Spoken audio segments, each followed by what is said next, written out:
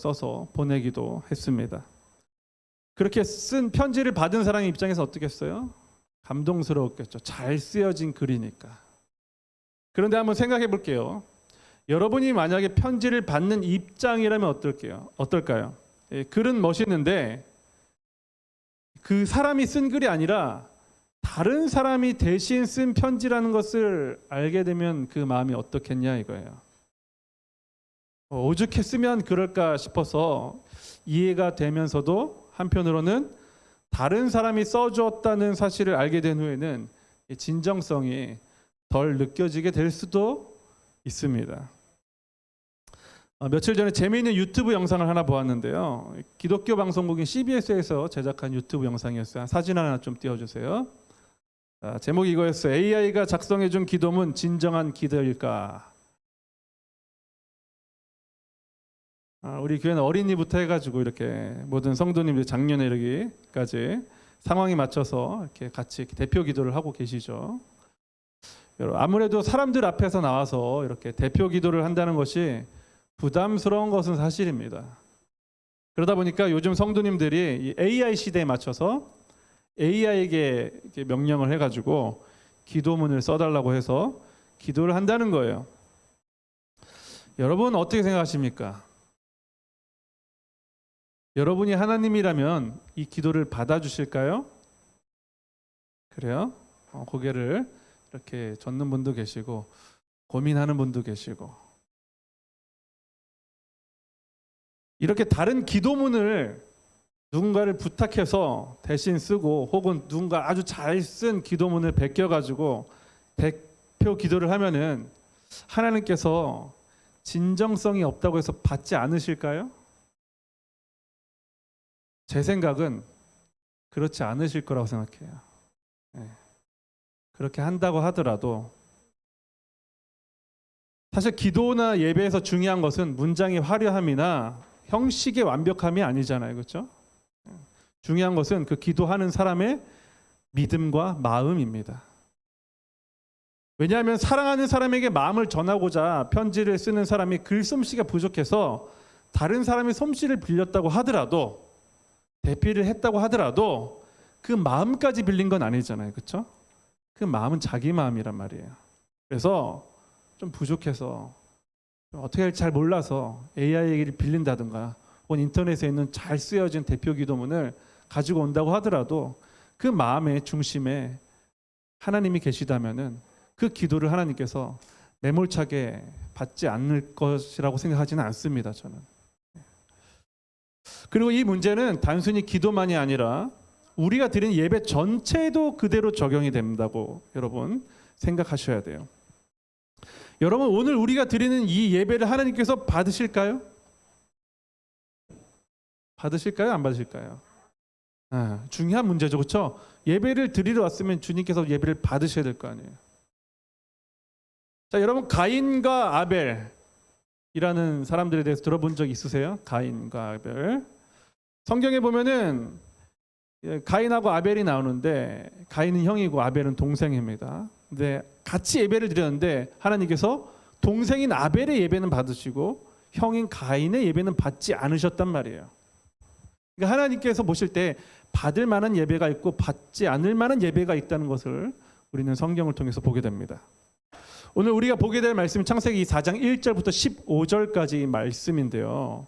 이 이야기를 잘 모르는 분들을 위해서 그림과 영상으로 된 성경 구절 함께 보도록 하겠습니다. 우리 눈으로 같이 제4장 되겠습니다. 아담이 그의 아내 하와와 동침하매 하와가 임신하여 가인을 낳고 내가 여호와로 말미암아 득남하였다. 그가 또 가인의 아우 아벨을 낳았는데 아벨은 양치는 자였고 가인은 농사하는 자였더라. 세월이 지난 후에 가인은 땅의 소산으로 제물을 삼아 여호와께 드렸고 아벨은 자기도 양의 첫 새끼와 그 기름으로 드렸더니 여호와께서 아벨과 그의 제물은 받으셨으나 가인과 그의 제물은 받지 아니하신지라. 가인이 몹시 분하여 안색이 변하니 여호와께서 가인에게 이르시되 네가 분하여 함은 어찌 됨이며 안색이 변함은 어찌 됨이냐. 네가 선을 행하면 어찌 낯을 들지 못하겠느냐. 선을 행하지 아니하면 죄가 문에 엎드려 있느니라. 죄가 너를 원하나 너는 죄를 다스릴지니라. 가인이 그의 아우 아벨에게 말하고 그들이 들에 있을 때 가인이 그의 아우 아벨을 쳐 죽이니라. 여호와께서 가인에게 이르시되 내 아우 아벨이 어딨느냐? 내가 알지 못하나이다. 내가 내 아우를 지키는 자니이까? 네가 무엇을 하였느냐?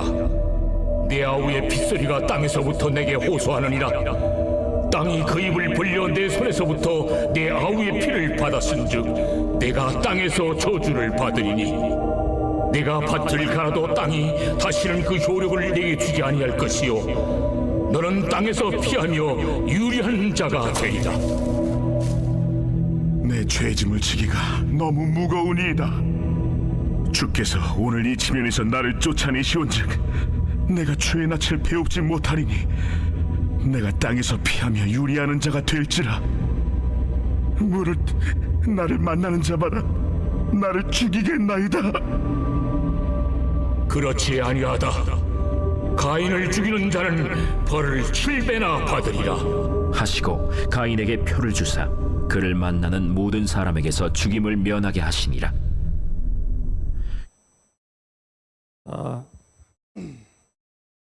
자, 우리가 여기서 이 말씀을 지금 보았는데요. 우리 질문이 하나 생기는 거예요. 왜 아벨의 제사는 받으시고 가인의 제사는 받지 않으시냐 하는 질문이죠.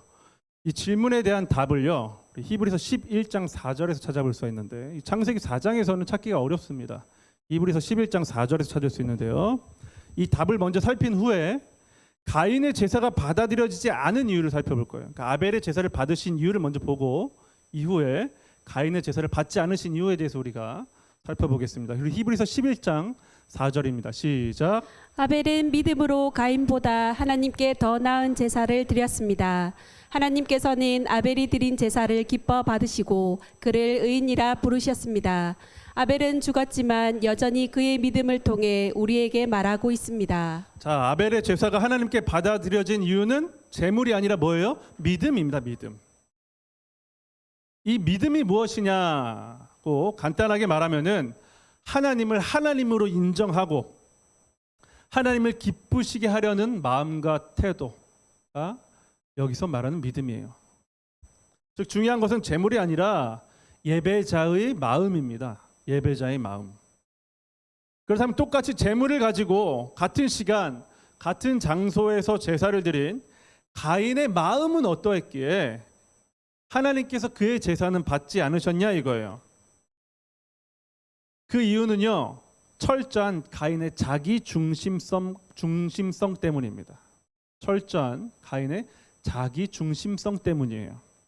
도대체 가인의 자기 중심성이 어떻게 나타났기에 하나님께서 그 예배를 받지 않으셨는지, 그 제사를 받지 않으셨는지 살펴보도록 하겠습니다. 오늘 5가지를 짧게 탁탁탁 나눠서 볼 건데요. 첫 번째, 왜 어떤 것 때문에 그런가? 제물에 드러난 자기 중심성이 있습니다. 제물에. 자, 우리 3절부터 창세기 4장 3절부터 4절 말씀을 같이 한번 읽어보겠습니다. 시작. 세월이 지난 뒤에 가인은 땅의 열매를 하나님께 제물로 바쳤습니다. 아벨은 처음 태어난 아기 양과 양의 기름을 바쳤습니다. 여호와께서는 아벨과 그의 제물은 받으셨으나 자, 형 가인과 아벨이 제사를 드렸습니다. 우리가 조금 전에 읽어본 바와 같이 3절 4절에서 가인과 아벨이 드린 제물에 대한 설명이 조금 다르다는 것을 우리는 금방 확인할 수 있죠. 자, 가인은 땅의 열매를 하나님께 드렸고, 그렇죠? 그렇죠? 아벨은 뭘 드렸어요? 아기 양을 드렸어요. 그런데 이 설명이 가인보다 조금 더 상세합니다. 아벨이 준비한 것은 그냥 양이 아니라 어떤 거예요? 처음 태어난 양, 그리고 양의 기름. 아벨은요, 키우는 여러 양 중에서 한 마리를 선택하였고요, 또 양을 손질해 가지고 기름을 준비한 거예요.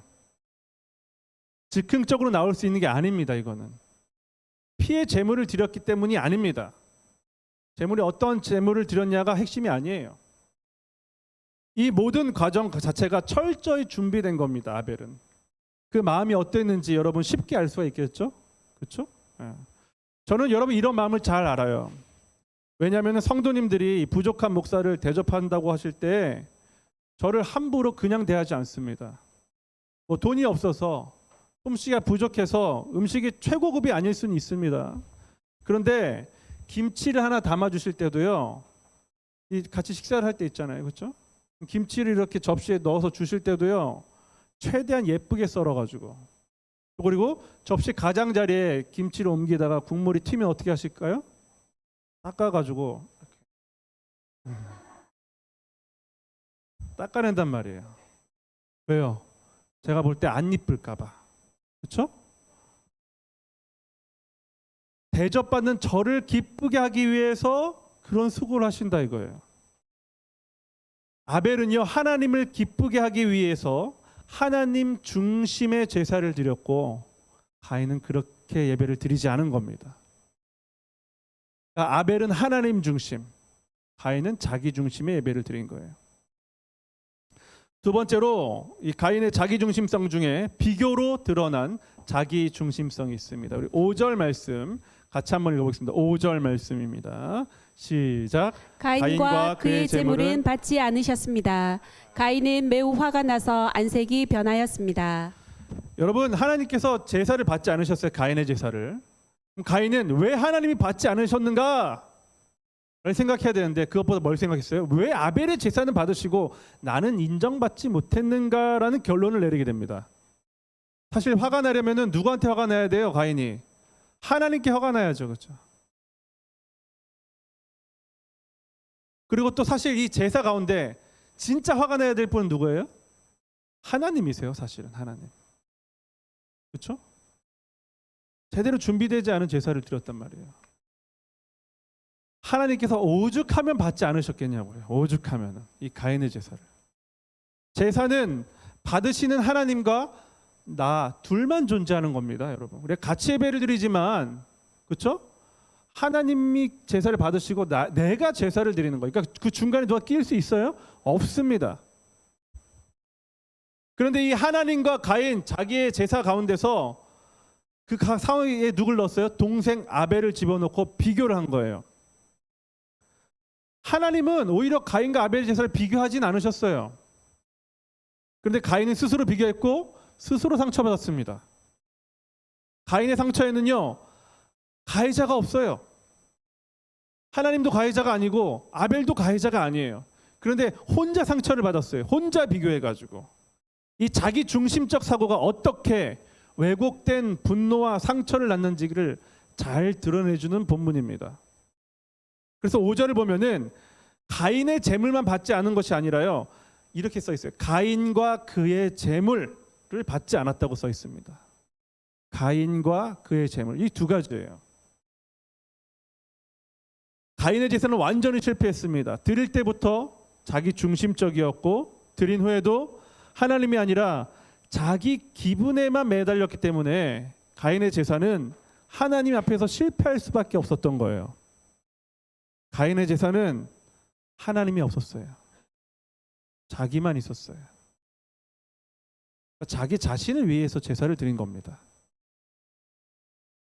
여러분 혹시 쉽게 상처받는 분이 계십니까? 살아가면서 혹시 그 상처의 원인이 하나님이나 다른 사람이 아니라 내 안에 자기 중심성 때문은 아닌지를 돌아보시기를 바랍니다.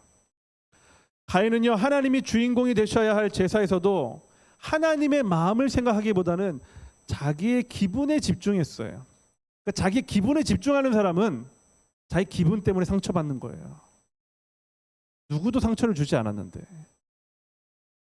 세 번째로 가인의 예배가 왜 실패했느냐? 그게 자기 중심성인데 또 이 분노로 자기의 중심성이 나타납니다. 세 번째로 분노로 드러난 자기 중심성이 있습니다. 6절부터 8절까지의 말씀을 6절부터 8절까지 말씀을 같이 한번 읽어보겠습니다. 시작.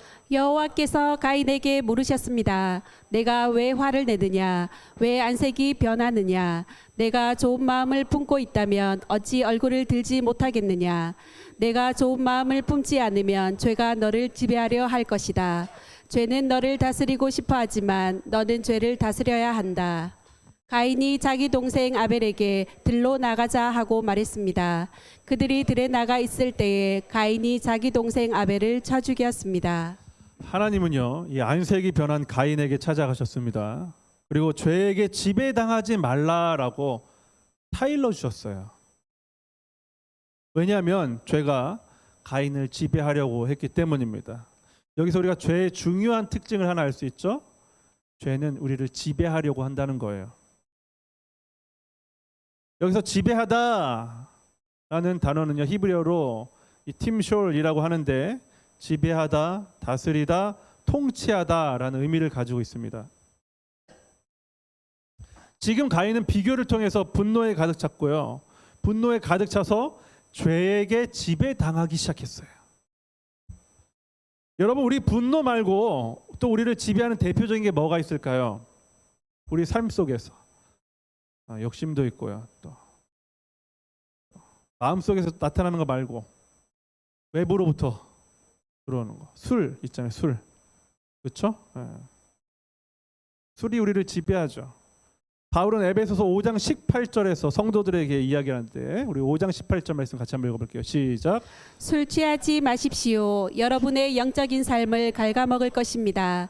성령으로 충만해지도록 힘쓰십시오. 여기서 왜 바울이 술 취하지 말라고 말할까요? 천국 못 가고 지옥 갈까 봐 그랬을까요? 그건 아니에요.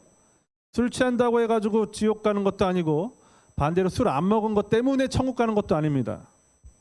예수님 믿으면 천국 가고 믿지 않으면 지옥 가는 거예요. 그런데 왜 이 말을 사도 바울이 했냐 이거예요. 술 취하는 것이 성도의 삶에 큰 영향을 미치기 때문에 그런 겁니다. 술에 취하면 무엇에 영향을 받죠? 술에 영향을 받잖아요. 그렇죠? 네. 그런데 가인은 술이 아니지만 분노에 취했어요. 가인은 죄를 다스리라라는 하나님의 권면, 곧 그 말씀에 지배당하지 않고 분노에 지배당했습니다. 그리고 동생 아벨에게 찾아간 후에 둘로 유인해가지고 죽였습니다. 왜 죽였을까요?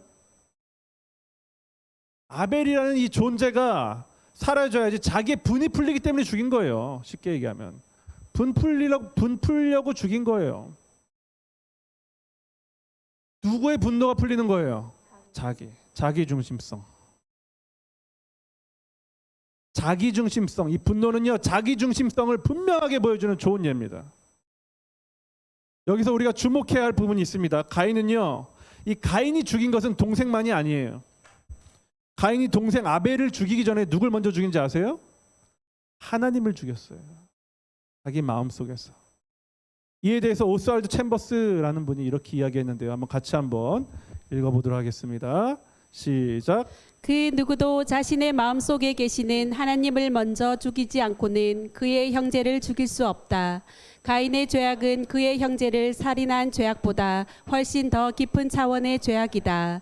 그 죄악은 다름 아닌 자신의 모든 것을 동원한 하나님을 향한 반란이었다. 저는 이 말에 너무 동의했어요. 가인은 동생을 죽이기 전에 하나님의 그 권면, 타이림을 먼저 죽이고 하나님의 존재를 자기 안에서 소멸시킨 후에 아벨을 죽이러 간 거죠. 우발적인 살인이 아니지 않습니까? 그렇죠? 계획적이었단 말이에요. 가인은 이렇게 동생을 죽이기 전에 자기 안에서 하나님의 하나님 되심을 말살시켜 버렸습니다.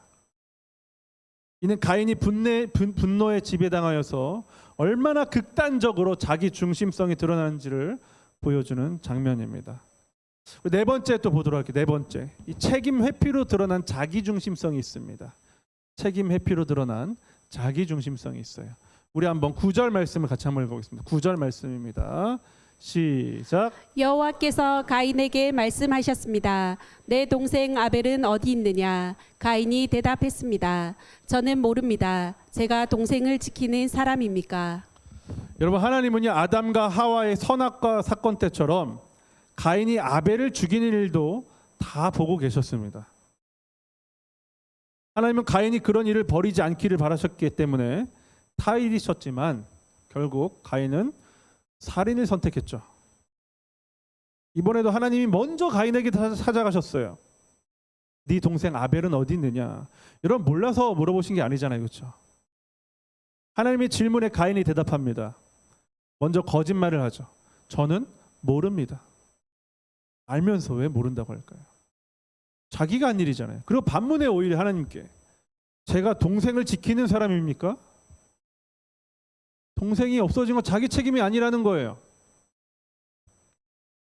가인은 잘못을 인정하지 않았고요. 거짓말로 회피했고 심지어 하나님께 반문까지 합니다. 아주 뻔뻔하죠. 왜 그런 거예요?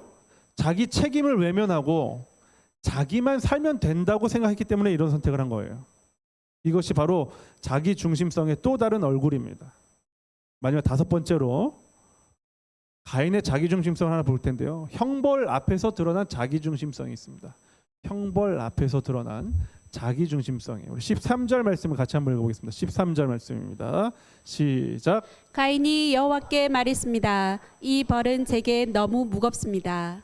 여러분, 하나님은요 살인을 한 이 가인에게 형벌을 내리셨어요. 가인은 이제 농사를 지어도 땅이 열매를 맺어주지 않게 되는 저주를 받았습니다. 가인은 겁이 났겠죠. 어딜 가도 사람들이 자기를 죽일 것이라고 두려워합니다. 질문이 또 하나 생겨요. 여기서 이걸 보면 사람들이 중요한 문제는 아닌데 궁금해하시는 분들이 계셔서 잠깐 집어넣고 가겠습니다.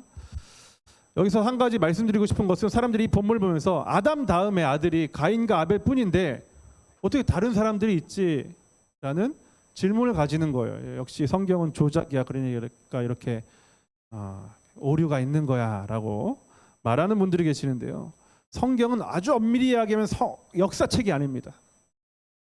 하나님의 구원 계획과 예수 그리스도와 성령을 통하여서 하나님께서 이 죄인된 우리들을 어떻게 구원하신가에 대한 이야기를 집중적으로 펼쳐지는 이야기예요. 그걸 좀 구속사적이라고 이야기하는데, 그래서 세세하게 뭐 몇 년에 몇 월 며칠 이 사람이 태어났고 이렇게 기록되어 있지 않죠, 그렇죠? 예, 아주 오랜 역사가 담겨 있기 때문에 그런 겁니다. 그러다 비역사적이다 이 말이 아니라 생략되는 부분들이 있다는 거예요. 이해가 되시죠?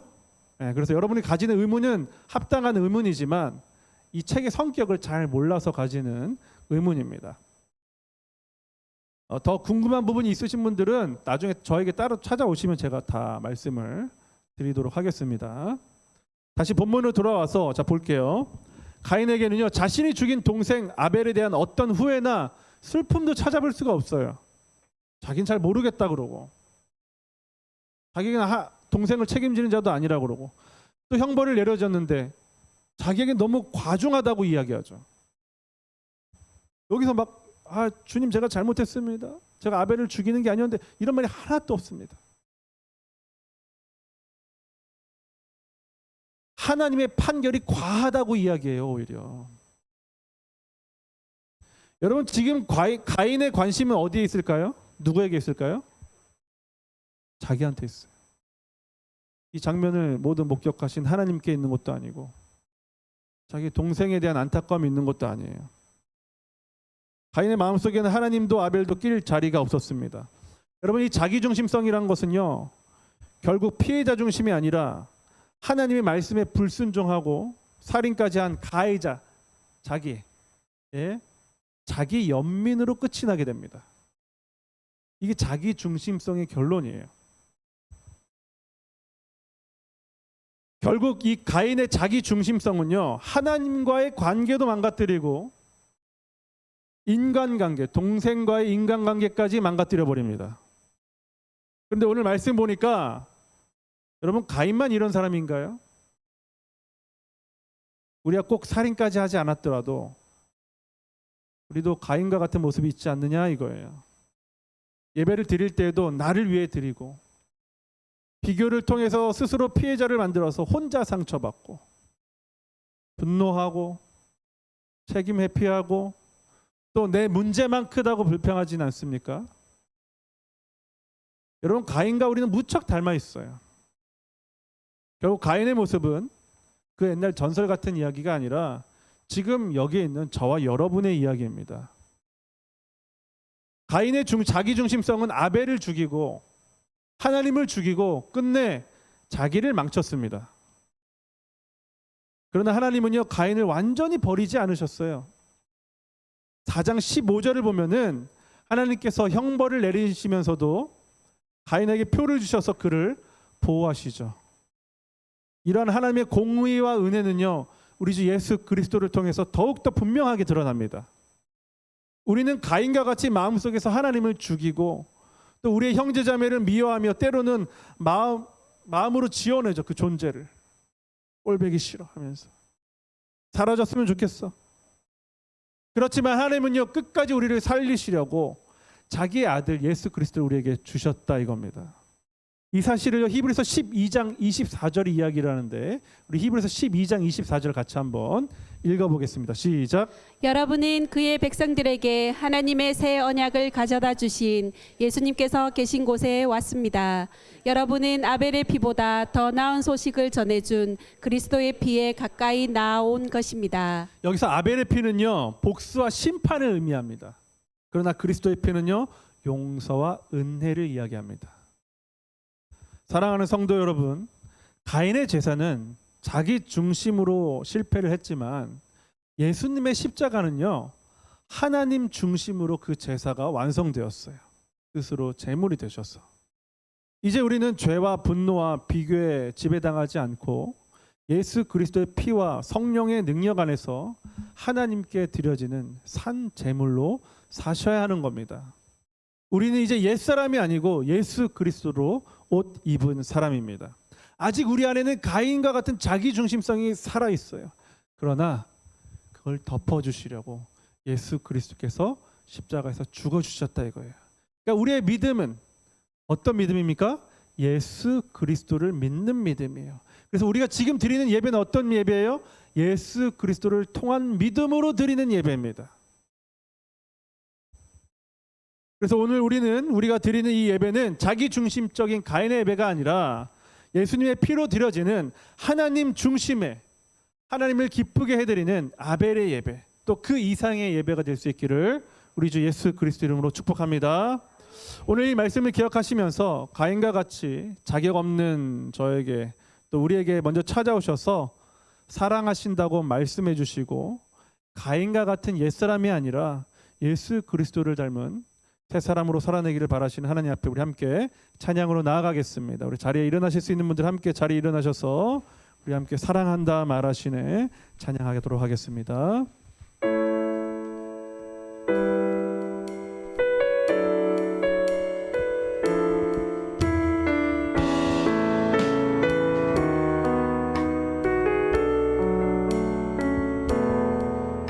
아무런 자격도 없는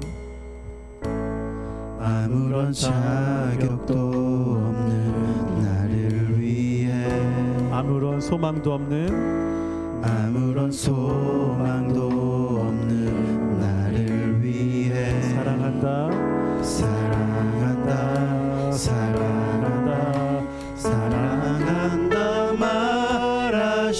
말하시네. 이 낮은 날 위해 이제 나는 옛사람 아니요 이제 나는 옛사람 아니요 사망에서 건지신 주의 자녀이니 그 한없는 주의 사랑 안에 기쁨으로 걸어가겠네. 처음부터 다시 한번 찬양합니다. 아무런 자격도 없는 나를 위해 아무런 소망도 없는 나를 위해 사랑한다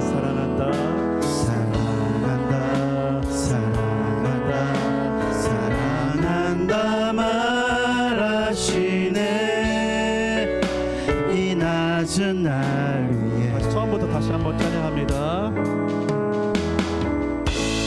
아무런 자격도 없는 나를 위해 아무런 소망도 없는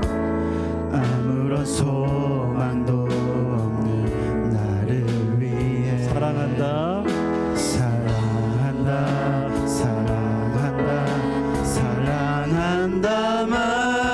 말하시네. 이 낮은 날 위해 이